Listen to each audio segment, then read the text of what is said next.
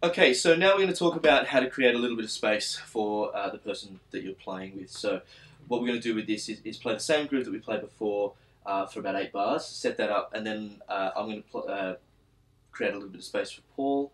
Let's make it 8 bars. Actually, I want to give you 8 bars worth of space because 4's a little bit short, and then he'll do the same for me, and we'll essentially have like a bit of a traded kind of solo section, I suppose. And then we're going to talk to you after that about how we both went about doing that, how we both went about creating space for the other person on our particular instrument. Relatively straightforward stuff and really kind of self-explanatory, but definitely worth noting and worth being able to do in an ensemble. So here we go. 1, 2,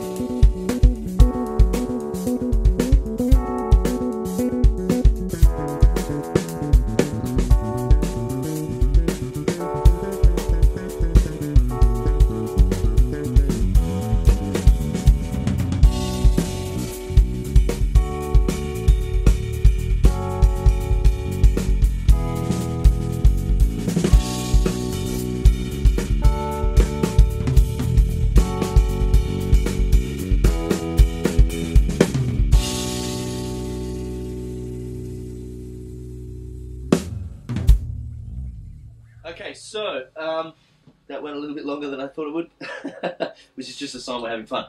So, from my point of view, the thing that was really important for me as a bass player was to not kind of get in Paul's way, and I think that's really important regardless of who's taking a solo or what's going on. It's important to A, not get in the person's way, but B, support what it is that they're doing. So, for me, especially in that first pass where Paul took his first 8 bars of solo. Pretty much all that I was doing was hitting beat 1 of the bar on the root note of the chord. So I'm outlining the harmony, but in terms of rhythmic entities, there's really nothing going on from me. And of course, with the drums being a very rhythmically orientated instrument, that leaves Paul complete freedom. Hopefully, that was my aim anyway. It leaves Paul complete freedom to do whatever it is he wants to do and take it as far away from that quarter note pulse that he wants to. For me, when I'm accompanying someone that's soloing, I want to be really clear with where the time feel is and where the key markers of the tune are. So normally that's 1 of the bar or 1 of every 4 bars or something like that. So I'm really trying to give the person a real strong foundation that they can then take a lot of liberties with. So if the soloist wants to take it really out, I want to keep it really tight and very clear. I don't want any confusion about it. It's very hard if you're a soloist and you're playing and stretching around trying to go for something that maybe you can't quite get to yet, and someone sort of hints at something that's really can be very distracting. You sort of want to go, I'm not sure where I am, and someone plays something really clear that gives you that signpost, that's really helpful. So that's what I'm trying to do all the time, rather than be sort of elusive with it. I really want to lay it down strongly on wherever it is, on the 1 or the 2 or something like that. When Tim was playing then, I was really strong on 1 and 2 as just big markers for the time feel. And when I'm playing, I'm stretching out and we're getting a bit loose. Tim does that for me. He plays the markers so I know where we're going with the piece. And as an ensemble, that's a really great thing to do. When you're playing that sort of improvising, stretching, rhythmic sort of cell development ideas, it's really great.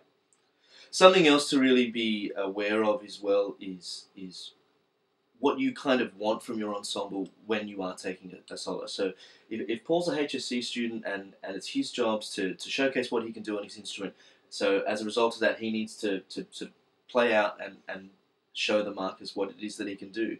It's also really important for him to be able to say to his ensemble, the people that are accompanying him for his HSC, hey, when I take a solo, this is what I'd really like from you. Because the last thing that he needs when he's playing is for somebody else to be essentially sort of jeopardizing his creativity to some extent and his ability to show the markers really what it is that he can do, and kind of getting in his way and distracting him as well. So, I mean, for me as a bass player, for example, like, you very rarely take a solo on this instrument, and a lot of people would argue that you probably never should. So it's and that's largely to do with where it sits in the in the harmonic range, harmonic register of in regards to everything else in the ensemble. So for me, if there is a bass solo, it's really important for the rest of the band to really acknowledge a dynamic shift. I need the rest of the band to kind of to pull down in dynamics. Otherwise, this just sort of doesn't cut through. So yeah. And for you, Paul, what do you want when you're taking a solo? Yeah, I mean, I need to be able to create a dynamic arc on the solo. So that it actually doesn't necessarily mean I want a dynamic shape. It doesn't necessarily mean it has to be an arc. I might want it to go one way. I want to start really soft and the rest of the song just get louder and louder. Or I might want to start really loud and bring my solo, taper it out. Those things are things that you need to discuss. I think it's really important, whatever it is you're playing, that you're playing it with a degree of intensity and intent. So when we're playing softly, we can play the same thing that we just played, but play it at a dynamic level that is much less. But we still want to keep that essence of intensity. And in this piece, it's a funky dance piece. It doesn't necessarily mean that it has to be loud. And same with your solos. If you're building a solo, you're normally going to use dynamics to help you do that.